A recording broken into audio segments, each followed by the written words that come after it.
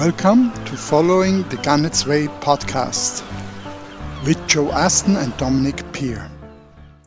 So Joe, in our last podcasts, it somehow became clear to us that we were not quite precise with what we aim to achieve with the podcast.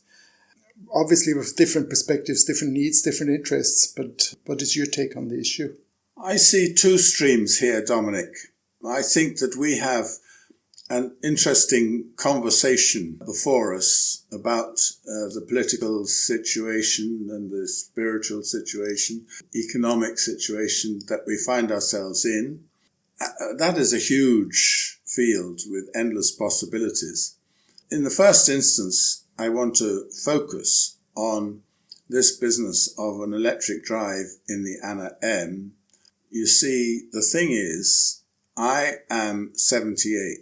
Now, I don't want to sound like Peg Sayers too much, 1 foot in the grave, but it's a bit like that. Yeah. And I'm looking to, what am I going to do with the Anna M apart from anything else? I've been through this huge renovation project, at least huge for me, of taking a 50-year-old wooden boat and hopefully making her good for another 50 years, which I think we have achieved.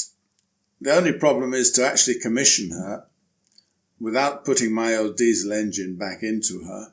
We've embarked on this other ambition of putting an electric drive into her, which will also use the power of the sails through the propeller when she's sailing well to recharge the batteries. You see, it all does link up in our funny minds because there's that wonderful word autonomy, you see. I want an autonomous boat. I don't want to be dependent on all sorts of dodgy structures and people for diesel, quite apart from all the environmental stuff. I'm a little bit of an agnostic about climate change and all the rest of it, I have to admit. Certainly there's a lot there to be discussed and there are big stakes. But I'm not impressed, especially since COVID, when governments try to frighten us into all sorts of stupidities. Sufficient unto the day are the evils thereof, and we need to address the evils straight in front of us. Now, I'm not going to get involved in a discussion of climate change. I'm just trying to lay it down on the record that I'm putting an electric drive into the Anna M for much more immediate and practical considerations.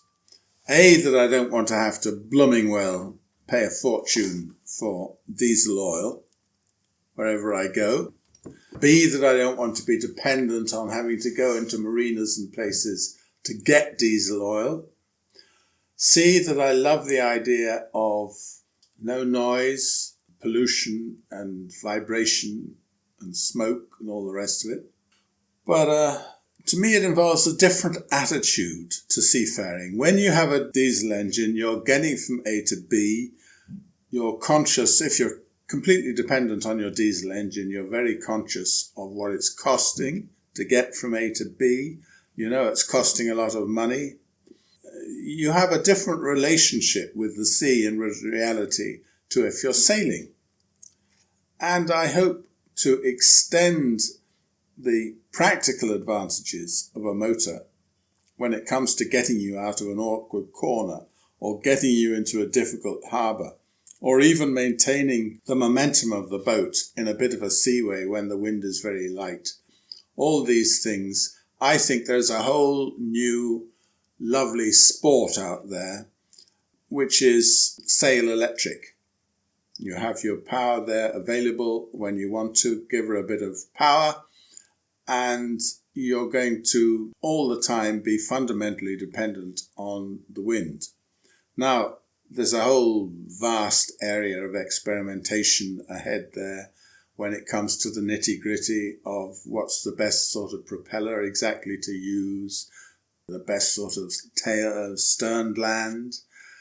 There's a whole technical, the best batteries to use, best management of your batteries.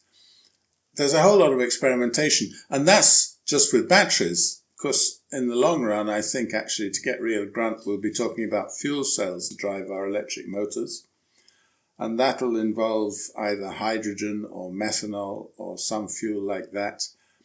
So you have a whole new raft of experimentation and possibilities.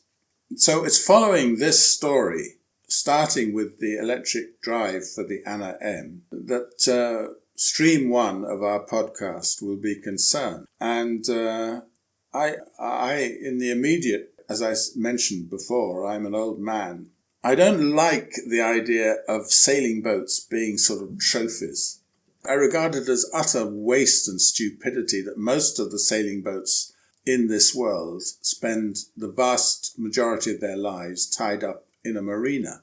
And even when they go out, you very often see them steaming along with the mainsail up and the engine on, not really sailing.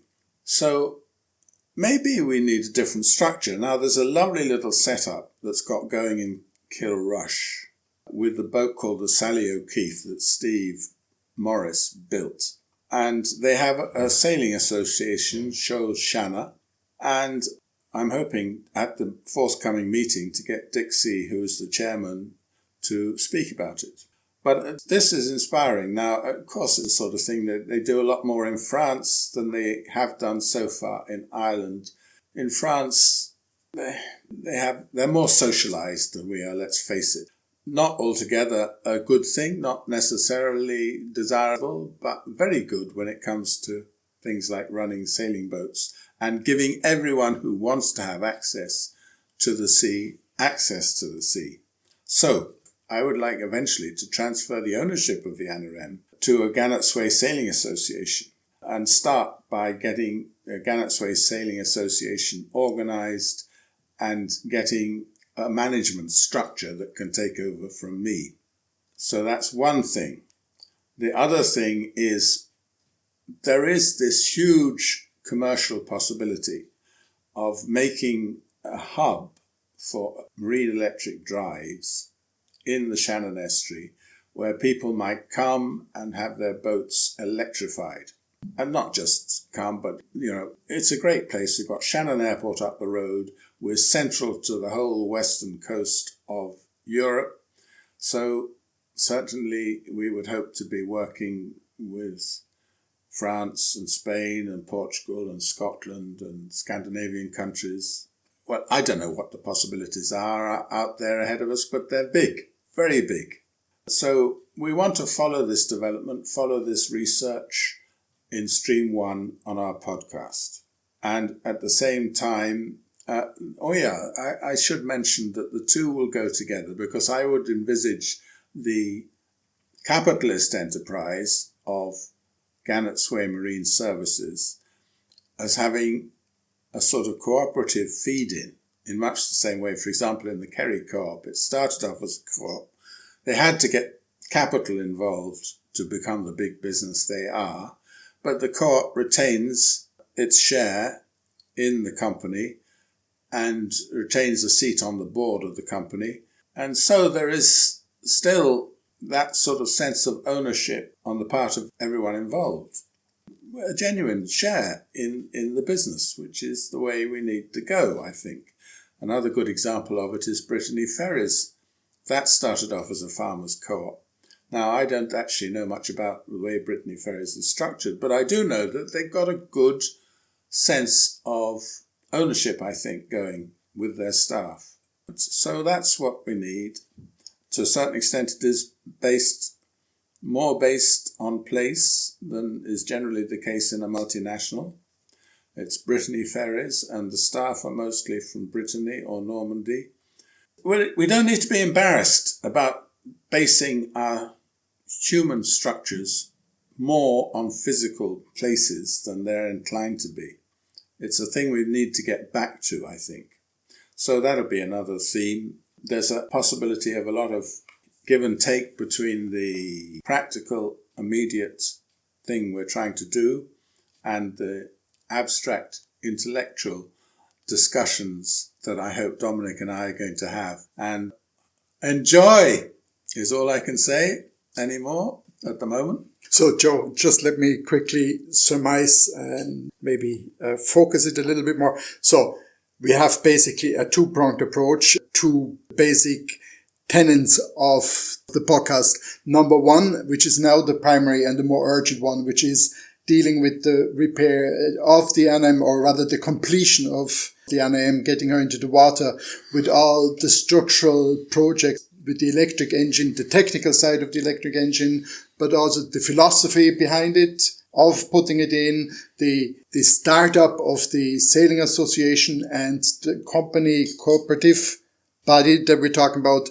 Again, the technicalities as well as the philosophy and the promotion of those. And the second part is effectively roughly along the lines of migratory paths of the Gannetsway, with some extensions to somewhere else, followed the cultural, political, philosophical, sociological trends that we see and that we just like to discuss because we find them interesting. That's it, Dominik. You said it. Okay, lovely. So then that's just for clarifying this, and come back because we definitely will be getting into the nitty-gritty of the drive of the NM, the Sailing Association and the corporations. Yes, the meeting had to be postponed. That was due to having Kilkee on the 15th. On account of the death of Vincent Keating, it ended up clashing with his funeral. So it's been postponed, and it's going to happen on Wednesday week, the 29th of January.